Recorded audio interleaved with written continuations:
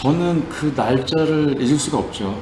2021년 8월 23일이었는데 낮은 아니었고요. 밤에 저희 소 모임이 있어요. 장사하시는 분들이랑 같이 회식을 하고 한 시간이 저녁 9시쯤이었어요. 그래서 약간 이른 시간이라 저는 차를 운전을 하고 차가 없는 형님을 집에 바래다 드리려고 가던 중에 그 형님이랑 못다한 얘기가 있어서 저한테 형님 얘기 좀 더 합시다. 그냥 그래 뭐 장사 얘기 좀 더 하자. 그래서 잠깐 차를 세워놓고 바람이 좋아서 밤바람이 좋아서 창문을 다 내리고 있는 상태였거든요. 잠깐 차를 세워놓고 얘기를 나누는데 불과 한 얘기를 나누고 나서 2, 3분쯤이었을까? 뒤에서 뭔가 호다닥 소리가 나는 거예요. 그러더니 내려진 창문 사이로 뭐가 쑥 들어와요. 이게 뭐냐? 권총이에요. 권총이 훅 들어온 거예요. 그래서 직감했죠. 아, 강도구나. 그래서 저는 근데 사실은 칠레나 남미 또는 치안이 안 좋은 나라에서 사시는 분들은 누구나 이런 생각을 아마 하셨을 거예요. 만약에 내가 차량 강도를 만나게 되면 어떻게 행동을 해야 된다 라는 생각은 다 해보셨을 거예요. 저도 예, 저도 그런 생각을 하고 만약에 그런 일이 생기면 차량은 어차피 보험 처리가 되니까 갖고 가라. 그리고 제 라이센스랑 신분증만 다 오고. 왜냐면 절차가 좀 까다롭습니다. 시간도 좀 걸리고 한국처럼 그렇게 행정 속도가 빠른 편이 아니라 순간 움찔한 순간에서 강도다. 이거 어쩔 수 없다. 그리고 뒤를 보니까 제 쪽, 그러니까 운전석 쪽에 2명 있었고 옆에 동승했던 형님 쪽에 또 2명 있었어요. 총 4명이 있었어요? 예, 4명 있었어요. 이거는 어떻게 뭐 저항할 수도 없고 총 앞에서 이거는 방법이 없으니까 그때 스페인어가 되시니까 대화는 오고 가잖아요. 대화도 거의 오고 가진 않았어요. 처음에 했던 말을 제가 빠하테 너 내려. 그리고 약간 욕을 했거든요. 욕은 제가 설명하기는 좀 그렇고 빠하테 치면서 내리라고 하더라고요. 순순히 내렸어요. 그래서 저는 그 친구들한테 내 면허증이랑 신분증만 줘라 라고 하는데 애들은 빨리 가야 되니까 이 차를 가지고 무시하고 그냥 저랑 약간 실갱이 아닌 실갱이를 했어요. 총을 계속 저한테 이제 겨누고 있는 상태에서.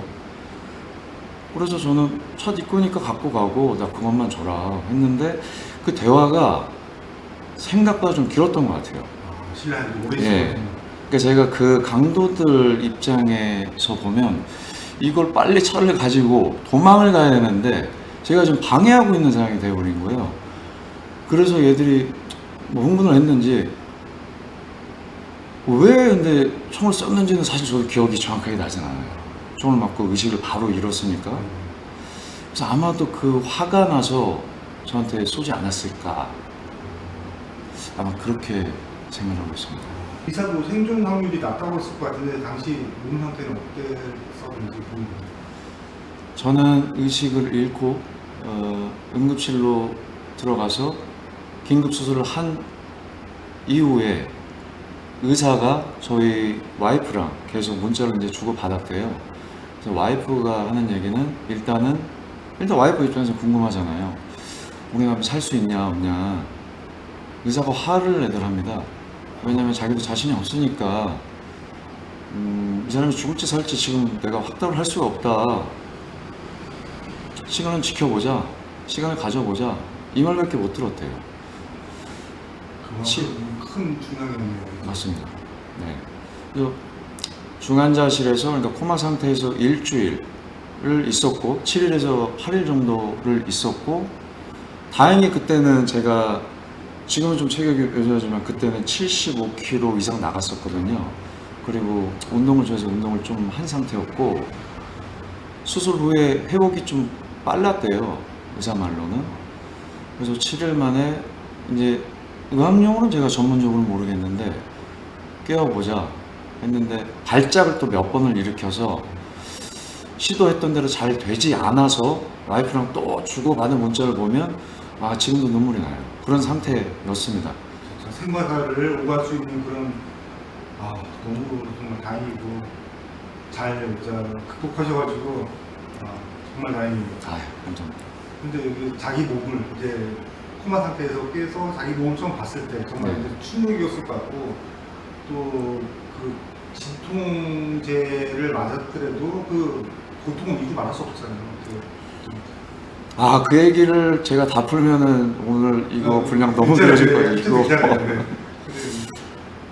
의식이 돌아왔을 때 이제 마취에서 이제 풀린 상태이니까 의식이 돌아왔겠죠. 그렇죠. 처음에 느낌이 뭐였냐면 제 몸에 주렁주렁 달린 게 정말 많았어요.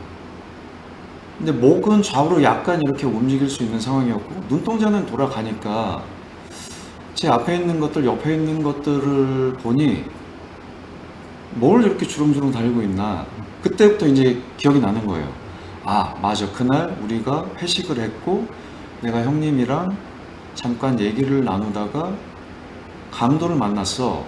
걔랑 잠깐 실랑이를 하다가 그 친구가 나한테 총을 쐈어. 그리고 내가 넘어졌어. 여기까지 기억이 이제 새록새록 나더라고요. 그리고 맞다. 그럼 나 지금 병원이겠네? 그러니까 병원 맞아요. 제가 누워 있었고 정말 달린 게 많았고 말을 하려고 하니까 제 입에 이 플라스틱 기관삽관이라고 하나요? 이게 꼽혀 있는 상태였어요. 대화도 할 수 없어. 아무것도 할 수 없었고요. 그리고 또 하나 특징적인 건 밑에 제 이 하체를 보니까 움직임이 없어요. 감각이 없어서 하체를 보니까 제 팔과 발목을 다 묶어놓은 상태였었습니다. 발작할까. 네, 발작을 할까봐 후에 들으니까 발작을 하고 나도 모르는 사이에 수술 부위가 너무 크다 보니까 감염 위험이 있어서 혹시나 제가 또 만질 수도 있으니까 너무 고통스러웠어요. 그리고 제가 순간 잠들 때마다 그냥 매 순간 악몽을 꿨어요. 이게 실제인지 가짜인지 구분할 수조차 없었고, 그리고 굉장히 많은 양의 몰핀이 들어오다 보니까 거의 환각 상태. 그치. 그 양도 좀 많았을 것 같아요. 예. 그래서 제가 그때 느꼈던 걸 와이프나 제 지인들한테 얘기를 하면 다 웃어요. 말도 안 되는 얘기를 한다고. 그러니까 환각 상태였었습니다. 그때 환각 상태, 말도 안 되는 상황을 잠깐 얘기 드리면 한국에 계신 저희 부모님이 순간 거기까지 올 수가 없는데 저희 부모님이 병원 앞에 식당이 있을 수는 없잖아요. 그렇죠. 요 앞에서 식사를 하고 계시는 거예요. 제 동생이랑. 그런 그럼 환각, 환각이었는데. 환각이었어요. 그게 다 이게 환각이었어요. 실제라고 네. 느끼고. 그게 실제인 줄 알았어요. 심지어는 이것도 아마 PD님도 웃으실 텐데 제가 누워있는 상태니까 병원 위에는 스프링클러가 있잖아요. 네네. 스프링클러랑 대화를 굉장히 많이 나눴어요. 저한테 거품도 주고 놀아주기도 하고 대화도 하고 이게 다 환각 상태였었습니다. 그래서 저는 그거는 다시는 생각하고 싶다. 너무 고통스러웠어요. 너무 대단하세요. 진짜 그거 보시고 그리고 이 총알 4발을 맞으셨는데 총알 4발 중에 또 가장 위험했던 부위도 분명히 있었을 거죠. 예, 맞습니다. 절묘하게 진짜 조금씩 다 비껴 나갔지 한 발이라도 결정타로 어떻게 치명상이었으면 큰일 날 뻔했는데 어떤 가장 좀 위험했던 부위가 있었나요? 의사가 저한테 하는 얘기가 너 2, 3분만 늦었으면 죽었을 거야. 너 정말 천운이다 라고 얘기했던 이유가 결정적인 게 제가 한 발이 동맥을 관통을 했어요. 동맥은 거의 심장이라고 볼 수 있잖아요. 이게 피가 뿜어져 나오는 곳인데 과다출혈로 사망할 수 있었던 결정적인 이유가 동맥을 관통했던 이유입니다. 근데 동맥을 관통한 거예요? 네, 관통해서 제 오른쪽 다리에 지금 다크론이라고 하더라고요. 그게 인조혈관이 심어져 있는 상태예요. 네, 그 동맥 부위가 가장 위험했어요. 가장 했었습니다. 그리고 어떻게 좀 유능한 의사분도 계셨어가지고 대부분 이제 좀 다행이에요. 처음에 제가 그 의사를 찾아갔을 때 뭐 한국 의사분들 당연히 실력도 좋고 그렇죠. 예, 저도 개인적으로 또 이제 재활 치료하면서 의사분들 많이 만났는데 실내 의사는 또 특징이 뭐냐면 격의가 없어요. 저를 보자마자 일어서서 뛰쳐나와서 저를 끌어안더라고요. 그래서 얼마나 기뻤어요. 예, 의사도 그 정도로 기뻤었나 봐요. 제가 이렇게 좋아질 줄 몰랐죠. 의사도 저를 살려는 줬지만 뭐라고 했던 말 기억나나요? 고맙다고 스페인어로. 부에노스아이레스 너 행운이야. 부에노스아이레스 행운이라고 그 얘기만 들었던 거야. 정말 행운이 좋았다고, 행운이었다고. 정말 다행이고 그렇게 의식을 되찾고 눈을 떴을 때 가장 먼저 뭐 눈에 들어온 풍경이나 이런 건 그때 뭐 심정 이런 거는 아까 말씀하신 스프리클러 네. 약간 이제 제정신을 차리고 나서 눈에 들어왔던 게 또 있어요. 정확하게. 뭐예요? 아직도 기억이 생생한 게 제 핸드폰에도 그 광경이 있어요. 제 와이프가 제가 이제 완전히 누워있는 상태에서 45도 정도, 요 정도 이제 조금 움직일 수 예, 있게. 베드는 자동으로 움직일 수 있으니까 그 정도가 됐을 때 이렇게 보니까 정면 벽에 저희 가족 사진이 있는 거예요. 저희 와이프가 간호사한테 부탁을 해가지고 우리 남편 깨어나면 가족 사진 볼 수 있게 붙여놓은 거예요, 사진을. 그래서 저는 딸이 둘인데 딸 사진과 와이프 사진 그리고 저희 부모님 사진 그리고 저 남동생이 하나 있는데 그 가족 사진을 출력을 해가지고 그걸 붙여놨는데 처음 들어왔던 게 그 사진이었어요. 아 눈에 처음 들어온 게. 예. 더 얘기 듣고도 찡하다 진짜. 저도 그래서 그 사진 보면서 네. 정말 용기 많이 냈죠. 살아야겠다. 네, 제 딸들 보면서 제 가족들 보면서 다리에 감각이 없는데 안 되겠다, 나 살아야 된다. 그랬었습니다.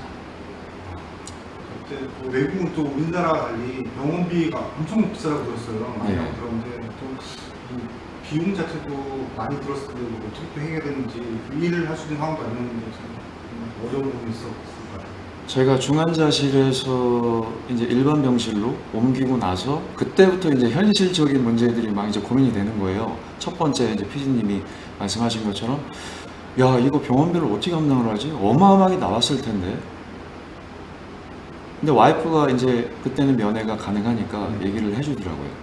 그런 뭐 긴급한 상황에서 피해자가 됐을 때는 정부에서 이제 굳이 지원금이 있나 봐요. 실내 정보죠. 예.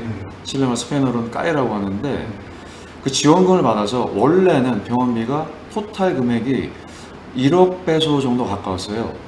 1억 배소면 지금 한 1.7배 정도 되니까 한 1억 7천만 원 정도가 나왔는데 그때 제가 부담했던 거는 정부 지원금 다 제외하고 400만 배소를 냈거든요. 그러니까 지금 원화로 치면 680만 원 정도를 냈습니다. 그래서 다행히 저는 그 프로그램으로 굉장히 병원비는 그나마 좀 덜 낼 수 있었죠. 만약 그거 제가 제 돈으로 냈었으면 기둥뿌리만 뽑혔을 겁니다. 뭐 돈도 가장 중요하지만 일단 생명이 가장 중요하니까. 네, 그렇죠. 총 4발을 갖고 살아남을 수 있는 어떤 결정적인 이유는 가족의 힘이었겠죠. 아무리 설명해도 제가 그때 사건을 곱씹어보고 어떻게 내가 살아났으며 또 일반 병실에서 퇴원을 해서 재활치료까지 어떻게 이렇게 좋아졌을까? 저는 제가 이렇게 걸을 수 있을 거라고 생각 못 했었거든요. 저는 휠체어를 타다가 지팡이를 타다가 10발자국 걷기도 힘든 상태였고 지금은 제가 걷고 싶은 데를 걸어 다니고 운전도 하고 운동도 하고 이런 상태까지 왔는데 어떻게 이렇게까지 좋아졌을까? 그냥 저는 그냥 신이 저를 도왔다라고 이거 아니면 설명이 안 돼요. 그리고 스스로 약간 기특하게 느껴지면 약간의 의지? 저는 그때 살아야 되겠다 걸어야 된다 그랬어요. 제 가족들 생각하면서. 또 궁금한 게 범인들은 아직까지 제가 듣기로 검거가 되지 않은 것으로 알고 있어요. 이렇게 큰 사건이고 칠레 수사당국에서는 이렇게 큰 사건을 검거하지 못했다는 게 우리나라 기준으로 잘 이해가 되었는데 왜 그렇게 된 건지 잡지 못한 건지. 그것도 참 저도 답답한 부분인데요. 한국 같으면은 일단 일어날 수도 없는 일이고 행여나 강력 사건이 일어난다 해도 웬만하면 다 잡잖아요. 범인을 끝까지 추적해서 잡는데 이런 강력 사건인데도 불구하고 그리고 주변에 아마 CCTV라든가 충분히 동선을 추적할 수 있을 법한데도 결국에는 범인들을 못 잡았어요. 그리고 제가 이제 일상에 복귀했어도 제가 자영업을 하고 있는데 저희 와이프가 있거나 제가 있거나 저희 가게에 찾아와서 경찰이 아닌 거기는 PDI라고 하는데요. 강력범죄를 좀 취급하는 전문 기관입니다. 저한테 와서도 이거저것을 물었는데 그냥 저는 그냥 또 요식행위 하는구나, 그냥 형식적인 거 물어보는구나. 그래서 그때 이미 저는 반 정도는 포기를 하고 있었고 한국처럼 치안이 좋은 나라가 아니라는 걸 다시 한번 느꼈고요. 근데 그때 뭐 예를 들어서 영사 조력이나 대사관에서도 많은 도움을 줬는데도 불구하고 푸시를 했는데도 우리 교민이 이렇게 됐으니 니네 적극적으로 대응해서 범인 체포해라 라고 해주셨어요. 도움을 많이 주셨는데도 결국에는 범인을 못 잡았습니다. 너무 안타까워. 그 강도들을 만나면 안 되겠지만 만나면 하고 싶은 말이 있을까요? 진짜 나쁜 놈들. 제가 처음에 퇴원을 하고 집에 와서 첫날 밤을 보내는데 저희 와이프한테 그랬어요. 그때까지만 해도 트라우마가 굉장히 심했었거든요. 문단속 잘했나 좀 봐줘. 그 친구들의 눈동자는 기억이 나요. 그때가 밤이었고 마스크를 쓰고 있었는데도 초저녁인가요? 시간대가 9시 반에서 10시 그 정도 사이인 것 같아요. 시간은 밤 시간이었고 마스크를 썼는데도 눈동자가 기억이 나요. 그리고 느꼈던 건 굉장히 어렸어요. 그것만 기억이 나는데 혹시나 그 친구가 저희 집에 또 찾아올까봐 그런 일이 있을 수는 없는데 제가 아직도 그때만 해도 굉장히 트라우마가 있는 상태라 와이프한테 문단속 다시 한번 해봐라. 그리고 며칠은 불 켜놓고 잤어요. 너무 겁이 나서. 또는 여러 가지 감정이 교차했는데 굉장히 공포스럽고 겁도 났고 굉장히 분한 감정도 있었고 내가 왜 이렇게 이런 피해를 입어야 되나, 내가 뭘 잘못했다고, 이 친구들은 지금 잡히지도 않은 상태인데 그때 그런 생각 했었죠. 만나면 그때는 보복도 하고 싶었고 지금은 보복한다 한들 무슨 의미가 있겠어요. 근데 묻고는 싶어요.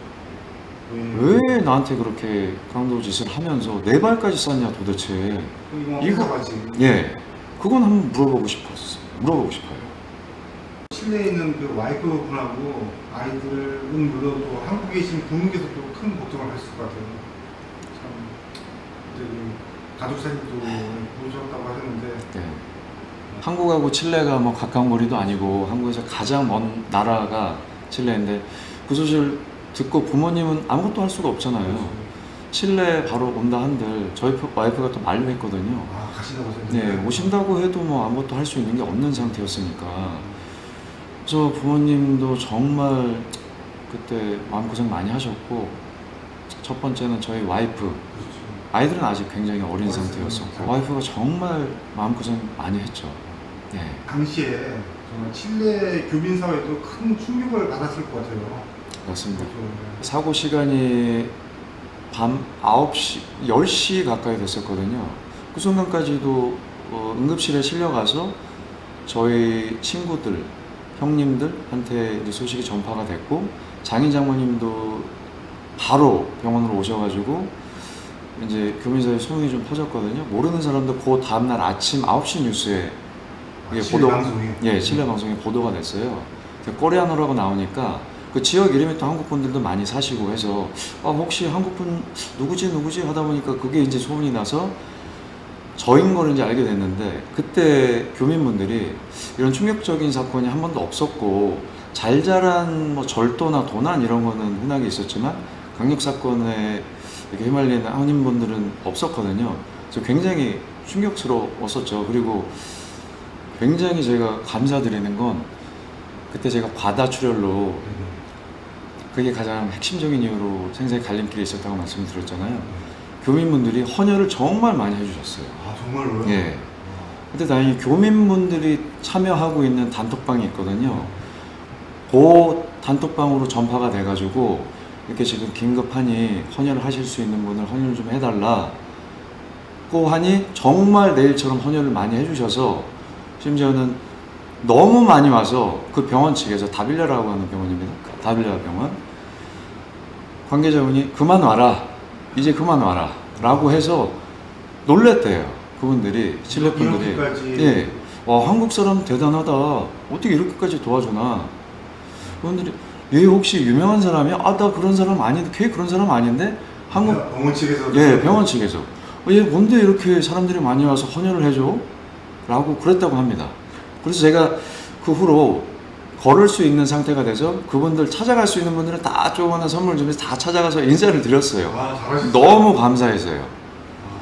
정말 네. 대단하셨어요. 그래서 교회분들도 많이 놀라셨는데 혹시나 제가 인사를 못 드린 분이 이 방송 혹시 보신다면 다시 한번 제가 고개 숙여 감사드립니다. 너무 저도 감사합니다. 그분들한테 박수 한번 드리겠습니다. 너무 이 자리를 빌어서 너무 감사드려요. 그 병원에서는 그 혈액이 충분하게 없었나 봐요. 예, 많이 없었다 그러더라고요. 그리고 제가 정말 많이 썼대요. 혈액팩을 정말 많이 썼다 그러더라고요. 너무 위급한 상황이고 너무 크게 다치셔가지고 참 너무 큰 사건이라 실내 현지 방송에서 아침 뉴스로 나왔다고 했는데 우리나라 방송에서도 했었을 것 같을 때 거절하셨다고 들었어요. 또 특별한 이유가 있는지 궁금해요. 정확하게는 칠레에는 한인 방송은 없고요. 교민 수가 워낙 적다 보니까 칠레 한인 방송국은 아니고 한국의 방송국이라기 하기에는 좀 민망한데 이제 조그만한 뭐 이제 프로그램 이런 데서 인터뷰 한번 하고 싶다라는 요청이 있었거든요. 근데 그때는 제가 일상으로 돌아와서는 정신과를 좀 다녔습니다. 트라우마가 좀 있는 상태였고 그리고 퇴원 후에 퇴원 후를 비교하면 한 10kg 이상이 빠진 상태였어요. 제가 스스로 거울 보면서도 너무 처참해서 방송에 나가기까지 제가 그런 몸 상태도 아니었고 정신적으로도 인터뷰를 하다 보면 옛날의 기억을 또 이제 떠올려야 되는데 내가 감당할 수 있을까라고 생각이 들다 보니 정중하게 그래서 거절을 드렸죠. 지금은 이제 뭐 몸도 많이 좋아졌고 트라우마도 제 스스로는 이제 많이 극복한 상태라 이렇게 지금 인터뷰하고 있네요. 참 다른 데서는 한 번도 안 해주시고 또 인생 메시 유튜브 채널에 인터뷰를 해주셔서 너무 감사드립니다. 네. 참이 네발의 총상을 입고도 이제 기적적으로 살아남으셨는데 이 사건 이후에 가장 크게 변화된 부분이 있다면 뭐가 있을까요? 여러 가지가 바뀐 것 같아요. 그 사건 전후로 정말 많이 바뀌었는데 일단은 인생관이 가장 많이 바뀌었습니다. 제가 자영업을 하고 있는데 자영업 하시는 분들은 다들 느끼시겠지만 하루하루 현찰을 만지다 보니 또는 신용카드 전표가 들어오다 보니 이게 많이 들어오면 기분이 좋고 적게 들어오면 또 노심초사하고 이게 하루하루 매일 그런 피말리는 상태잖아요. 장사하시는 분들이 대부분 겪으실 텐데 저는 지금은 그런 사소한 거에는 크게 마음의 동요를 안 하는 것 같아요. 그 큰일을 겪고 나서부터는 그 큰일도 겪었는데 오늘 좀 장사 좀 안 되면 어떠냐, 뭐 길게 보면 또 잘 되는 날도 있을 테고 그래서 작은 거에 크게 그렇게 이제 동요 안 하게 됐다. 이게 제 스스로는 가장 크게 바뀐 점인 것 같아요. 큰일 겪으셨으니까 이제 예. 좀 마음을 또 넓게 보고. 네, 맞습니다. 그리고 하나 그전에는 건강을 그렇게 스스로 많이 신경을 안 썼거든요. 제가 병원 생활을 좀 하다 보니까 지금 이렇게 PD님하고 대화를 나누고 있는 것 자체가 당연한 일상이잖아요. 이게 당연하지 않더라고요. 병원 생활을 제가 직접 하고 그리고 중환자실, 일반 병동, 재활치료를 하다 보니까 정말 내가 몰라서 그렇지 정말 아프신 분들도 많구나, 매일매일 사투하고 계신 분들도 많구나, 하루하루 진짜 감사해야 되겠다는 걸 정말 많이 느끼고 그러면서 또 건강에 정말 많이 이제 신경을 쓰게 됐습니다. 그게 가장 많이 바뀐 또 지점인 것 같아요. 지금 봐서는 그렇게 큰 어떤 일을 겪으신 분이 맞나 싶을 정도로 건강해 보이시고 이렇게 그러는데 네. 정말 다행이네요. 저 스스로도 안 믿겨요. 제가 정말 그런 사고를 당하고 휠체어를 타고 지팡이를 짚고 걷고 지금은 뛰고 이렇게까지 내가 좋아졌나 믿기지가 않을 정도입니다. 저도 스스로도 그래요.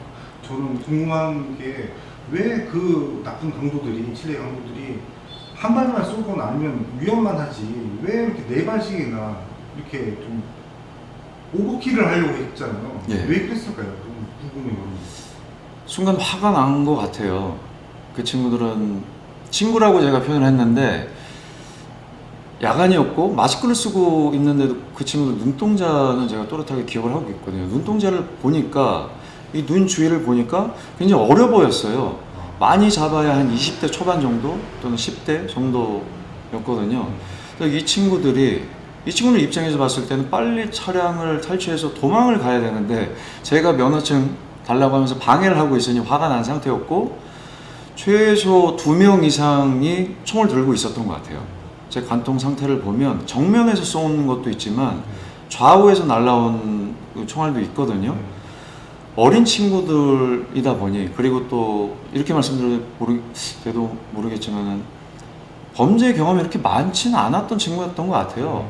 한 친구가 총을 쏘니 주위에서 동요해서 겁이 나니까 그 친구들도 여기저기 총을 쏴서 아마 4발을 쏘지 않았나 이렇게 생각을 하고 있어요.